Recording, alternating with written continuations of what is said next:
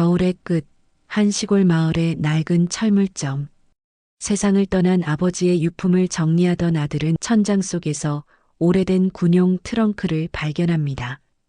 그 안에는 낡은 군번줄, 찢어진 지도, 그리고 존재하지 않는 작전의 증거가 들어 있었죠.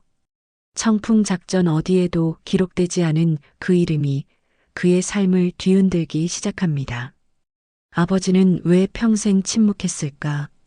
그의 손끝에 남은 피와 침묵의 의미는 무엇이었을까? 50년 동안 아무도 말하지 않았던 진실이 이제 한 남자의 손에서 깨어납니다. 그는 과연 아버지의 숨겨진 과거를 밝혀낼 수 있을까요? 그리고 그가 마지막에 마주한 진실은 무엇이었을까요? 겨울바람이 철물점의 낡은 간판을 흔듭니다. 마을 끝자락 이만수의 가게 안에는 철제 냄새와 녹슨 연장들의 무게가 가득했습니다. 그의 아들 이준호는 장례를 마친 뒤 묵은 먼지 속에 남은 아버지의 삶을 하나씩 정리하고 있었습니다. 책장 사이사이에 쌓인 영수증과 낡은 신문 조각들, 그리고 기름때 묻은 작업복이 고요하게 세월을 말해주고 있었죠. 이걸 왜 이렇게 아껴두셨을까? 준호가 혼잣말을 하며 헌 상자를 정리하다 천장 구석에서 삐걱거리는 나무 뚜껑을 발견했습니다. 사다리를 가져와 열어보니 오래된 군용 트렁크 하나가 모습을 드러냈습니다. 먼지를 털어내자 희미하게 보이는 국군 마크가 눈에 들어왔습니다. 트렁크를 열자 안에는 낡은 군번줄, 탄약 상자 크기의 지도, 그리고 겹겹이 접힌 서류 한 장이 들어 있었습니다. 서류 상단에는 특수임무대원 증서라는 붉은 도장이 찍혀 있었죠. 준호는 한참을 바라보다 손끝으로 글씨를 더듬었습니다. 1953년 7월 청풍작전 임무 완료. 읽는 순간 머릿속 어딘가에서 잊힌 단어들이 희미하게 깨어나는 듯 했습니다. 그는 그동안 아버지가 단 한 번도 전쟁 이야기를 꺼내지 않았던 이유를 생각했습니다. 항상 말없이 새벽에 일어나 가게 문을 열고 밤이면 조용히 라디오만 듣던 사람. 평범한 삶 뒤에 이런 흔적이 숨어 있었다는 사실이 믿기지 않았습니다.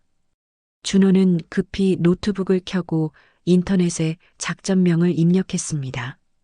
그러나 검색 결과는 단 한 줄의 정보도 나오지 않았습니다. 존재하지 않는 작전? 그는 혼란스러운 표정으로 트렁크를 다시 닫았습니다. 문득 어린 시절 새벽마다 들리던 아버지의 신음 같은 잠꼬대가 떠올랐습니다. 미안하다 지켜주지 못해서.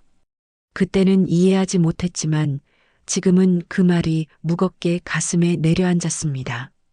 밤이 깊어지자 가게 밖 눈발이 굵어졌습니다.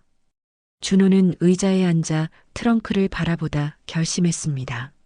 아버지, 당신이 어떤 사람이었는지 제가 알아보겠습니다. 그의 목소리는 조용했지만 단단했습니다. 고요한 철물점 안 낡은 트렁크 위에 스탠드 불빛이 떨어지며 시간의 먼지를 비추고 있었습니다. 50년의 침묵이 이제야 깨어나는 듯 했습니다. 이튿날 아침 마을엔 하얀 눈이 소복이 쌓여 있었습니다. 이준호는 아버지의 트렁크 속 서류를 다시 펼쳐들고 작전명이 적힌 부분을 유심히 바라봤습니다. 청풍작전이라는 이름이 머릿속을 떠나지 않았습니다. 그는 마을의 유일한 단골이자 이웃이었던 이장 최연옥을 찾아갔습니다. 이장님, 혹시 아버지 젊었을 때 무슨 일 있었는지 기억나세요? 최연옥은 잠시 말이 없었습니다. 그녀는 오래된 난로 앞에서 손을 녹이며 고개를 들었습니다. 만수 씨 말이요? 그 사람 전쟁 끝나고도 한동안 밤마다 총소리에 놀라 깨곤 했어요. 무슨 작전이었는진 모르지만 그날 밤 마을 위쪽 야산에서 폭격이 있었죠. 그 말에 준호는 숨을 멈췄습니다. 그녀는 말을 이었습니다. 그때 피란민 몇 명을 만수 씨가 업고 내려왔어요. 그 덕에 우리 몇은 살았죠. 준호는 그 이야기를 듣는 순간 자신이 알던 아버지의 이미지가 흔들리는 것을 느꼈습니다. 평생 무뚝뚝하고 그저 조용한 장사꾼으로만 알았던 사람. 그러나 그가 누군가의 생명을 구했다는 사실은 낯설 만큼 생생했습니다. 준호는 곧장 읍내로 내려가 군 관련 기록이 남아있을 법한 도서관을 찾았습니다. 국가기록원 사이트를 검색하고 1953년 7월 청풍작전이라는 키워드를 입력했습니다. 화면엔 비공개라는 단어만 뜨고 접근이 차단되었습니다. 답답함이 밀려오자 그는 자리를 박차고 나왔습니다. 서류상으로는 존재하지 않는 작전, 그러나 누군가의 기억 속엔 여전히 살아있는 작전이었습니다. 해가 기울자 준호는 아버지의 가게로 돌아와 트렁크 옆에 앉았습니다. 손에 쥔 군번줄이 차갑게 식어 있었습니다. 그는 손끝으로 금속을 문질렀습니다. 아버지, 이게 다 뭐예요? 목소리는 낮았지만 그 속에는 분노와 궁금증이 뒤섞여 있었습니다. 그 순간 바깥의 눈보라가 거세게 창문을 두드렸습니다. 낡은 철물점 안에는 스탠드 불빛 하나만이 남아 있었습니다. 준호는 결심했습니다. 이 작전이 뭐였는지 제가 꼭 찾아낼 겁니다. 그의 시선은 창밖 어둠을 향하고 있었고 그 안엔 아버지의 그림자가 겹쳐 있었습니다. 조용한 밤, 진실을 향한 첫걸음이 시작되고 있었습니다. 며칠 뒤 이준호는 요양원 앞에서 발걸음을 멈췄습니다.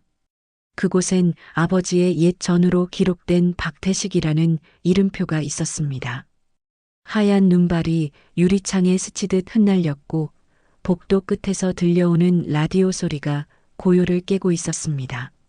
준호는 긴장된 얼굴로 간호사에게 병실을 물었습니다. 박태식 어르신은 어디 계신가요?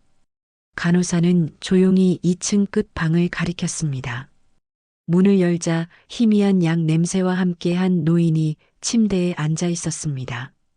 그는 초점 없는 눈으로 창밖을 바라보다가 낯선 방문자를 향해 천천히 고개를 돌렸습니다. 준호는 트렁크에서 가져온 군번줄을 조심스럽게 꺼내 보였습니다. 이거 혹시 기억나십니까? 박태식은 손을 떨며 군번줄을 받아들었습니다. 잠시 침묵이 흘렀고 그의 입술이 미세하게 움직였습니다. 만수 그 친구가 이걸 아직 가지고 있었구먼. 그 말 한마디가 준호의 가슴을 먹먹하게 했습니다. 박태식은 천천히 말을 이었습니다. 그날 밤 우린 포위돼 있었어요. 상부는 후퇴 명령을 내렸지만 만수는 남았지요. 민간인들이 있었거든요. 그의 목소리는 점점 떨렸습니다. 우릴 살리고 자긴 끝까지 남았어요.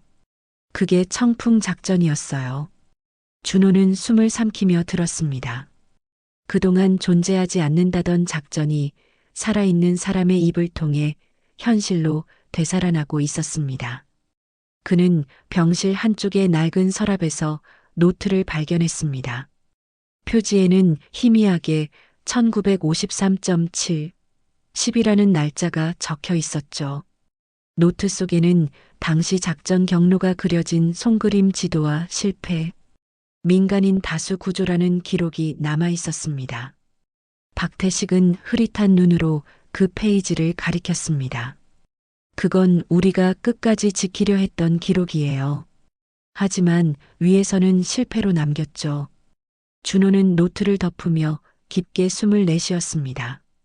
지금까지 알던 아버지의 모습은 평범한 상인이었지만 그 뒤엔 세상이 모르는 이야기가 숨어 있었습니다. 그는 자리에서 일어나 조용히 인사했습니다. 감사합니다, 어르신. 꼭 알리겠습니다. 병실 문을 닫는 순간 노인의 목소리가 희미하게 뒤따랐습니다. 그 친구는 영웅이었어요. 하지만 그 말 싫어했지. 이준호는 서울로 올라와 곧장 국가보훈처를 찾았습니다. 청풍작전의 공식 기록을 요청했지만 직원의 대답은 차가웠습니다. 해당 작전은 문서상 존재하지 않습니다. 그 한마디에 준호의 손끝이 하얗게 질렸습니다. 비공식이라 지워진 이름 하지만 누군가의 기억 속엔 분명히 남아 있었습니다. 그는 그 자리에서 포기하지 않았습니다. 옛 신문 아카이브를 뒤지고 전쟁 기록 보관소를 찾아다녔습니다. 며칠 밤을 꼬박 세워 확인한 결과 북부 지역 구조대 실종자 8명이라는 문서 한 장이 눈에 들어왔습니다. 그중 한 줄, 민간인 다수 구조 후 복귀 불명이라는 문구가 유난히 눈에 걸렸습니다. 그건 분명 이만수의 기록이었습니다. 준호는 취재 노트를 들고 아버지가 몸담았던 마을로 다시 향했습니다. 오랜 폐가로 변한 언덕 아래 한 노년의 여성이 눈을 쓸고 있었습니다. 그녀는 준호를 보자마자 멈칫했습니다. 당신 만수 아저씨 아들이죠? 준호는 놀라며 고개를 끄덕였습니다. 여성은 손에 쥔 낡은 손수건을 꼭 쥐었습니다. 그날 밤 나랑 아이들이 산에 숨었어요. 폭탄이 떨어졌는데 만수 아저씨가 우릴 업고 뛰었어요. 그 덕에 살았죠. 그녀의 목소리가 떨렸습니다. 그 사람은 다친 사람들 뒤로 하고 다시 올라갔어요. 그날 이후 못 봤지요. 준호는 그 말을 듣는 순간 마치 오랜 시간 묻혀있던 퍼즐의 마지막 조각이 맞춰지는 느낌을 받았습니다. 그는 녹음기를 꺼내 증언을 기록했습니다. 당신의 말이 아버지를 다시 살릴 겁니다. 여성은 미소 지으며 고개를 끄덕였습니다. 그러나 그날 밤 준호의 휴대전화에 알 수 없는 문자가 도착했습니다. 이건 건드리면 안 되는 일입니다. 익명의 발신자, 그리고 그 뒤에 따라온 또 한 줄. 당신이 찾는 진실은 누군가에겐 죄입니다. 준호는 한참 동안 화면을 바라보다가 휴대전화를 껐습니다. 두려움보다 더 강한 감정이 그를 지배했습니다. 그는 메모장을 꺼내 이렇게 적었습니다. 진실은 멈추지 않는다. 그리고 조용히 다짐했습니다. 아버지가 침묵한 이유, 내가 대신 밝혀드리겠습니다.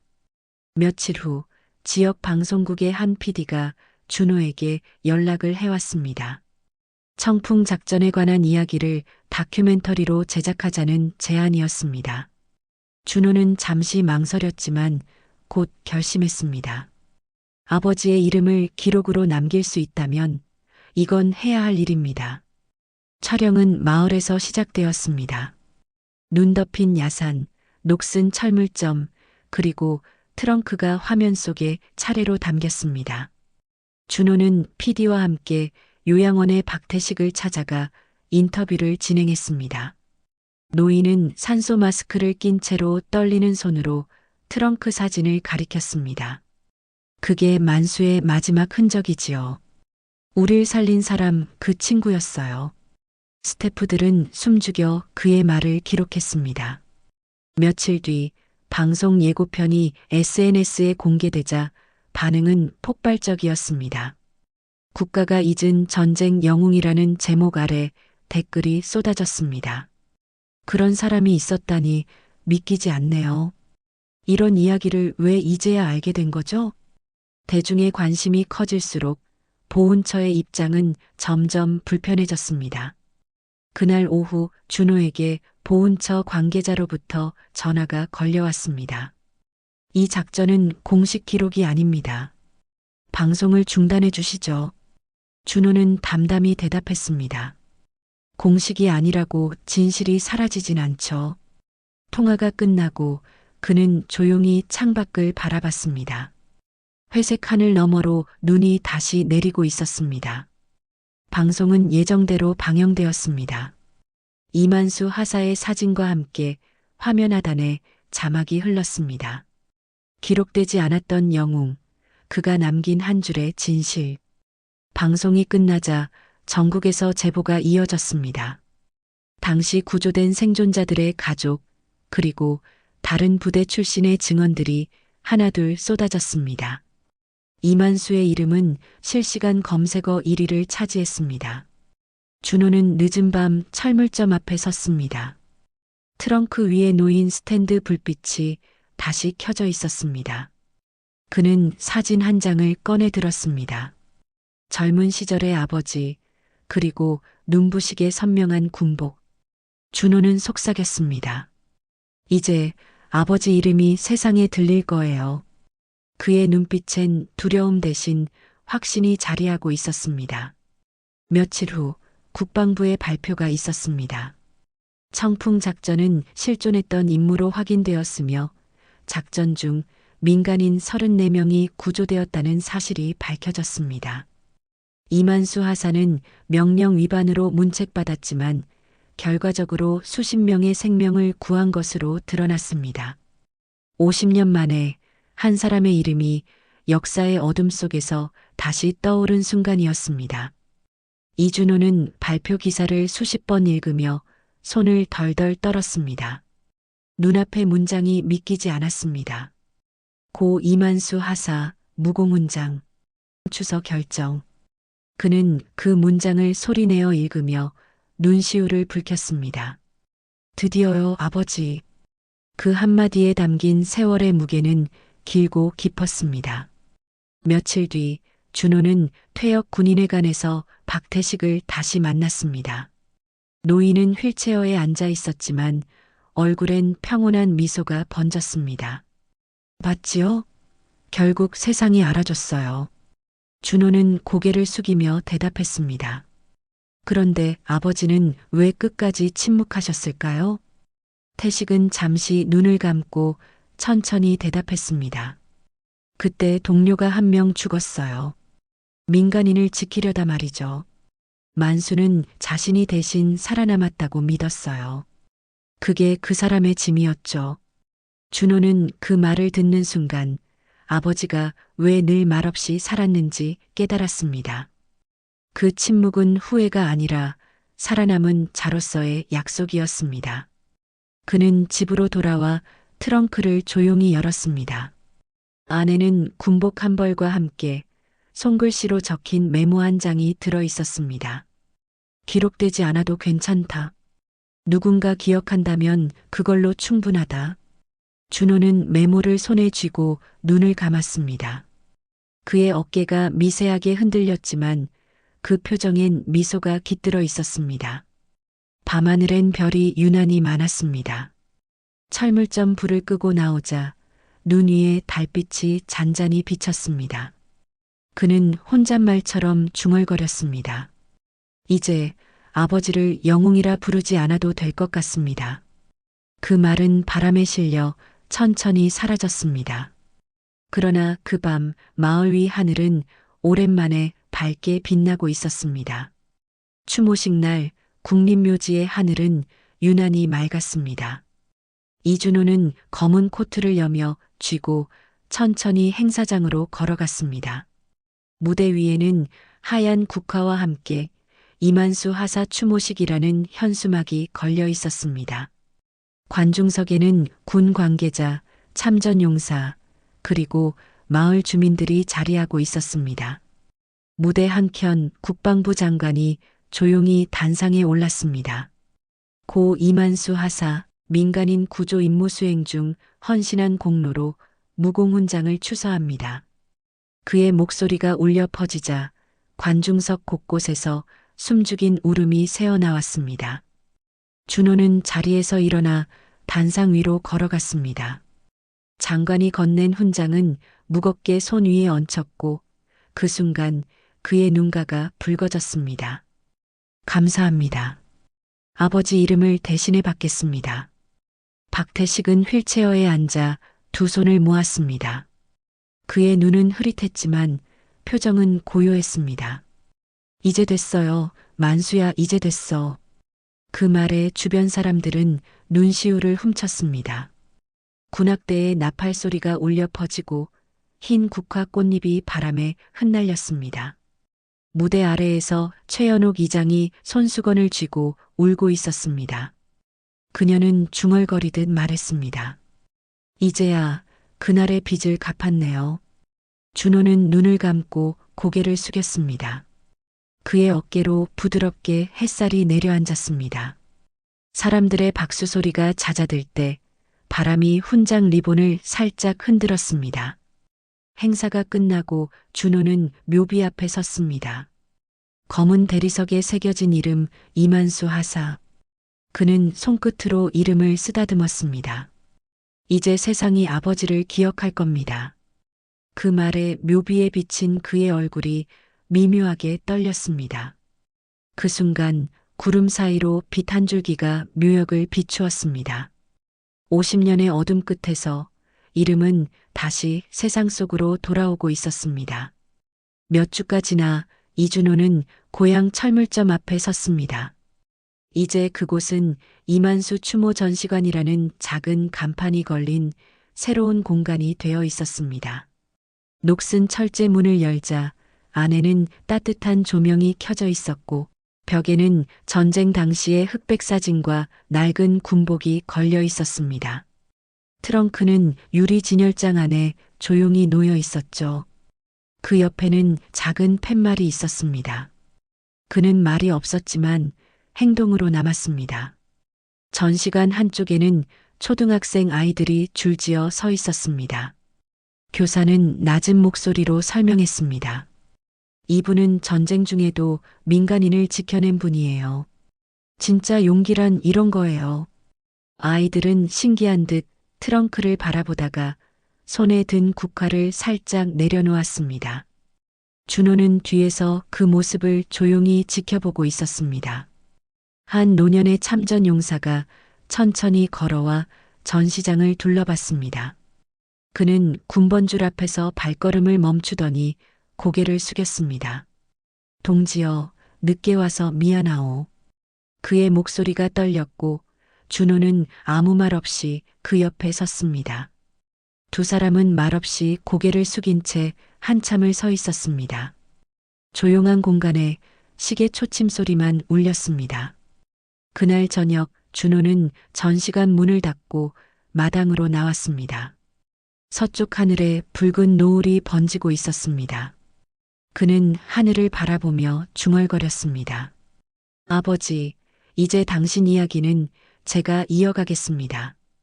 그의 목소리는 바람에 실려 마을 어귀를 넘어 멀리 퍼져갔습니다. 전시관 창문에는 따뜻한 불빛이 남아 있었고 그 불빛이 마치 아버지의 미소처럼 번져 있었습니다. 바람이 살짝 불자 태극기가 천천히 펄럭였습니다. 그 속에 지킨다는 건 말이 아니라 선택이다라는 문구가 걸려 있었습니다. 이준호는 미소 지으며 휴대폰을 들어 촬영을 시작했습니다. 이 이야기를 더 많은 사람들에게 전해야겠어요. 화면 속 불빛이 점점 멀어지며 영상이 천천히 어두워졌습니다. 그리고 자막이 떠올랐습니다. 그의 침묵이 세상을 지켰다. 영상의 끝에는 조용한 음악과 함께 문구가 이어졌습니다. 이 이야기가 마음에 닿았다면 구독, 좋아요, 공유로 함께 기억해 주세요.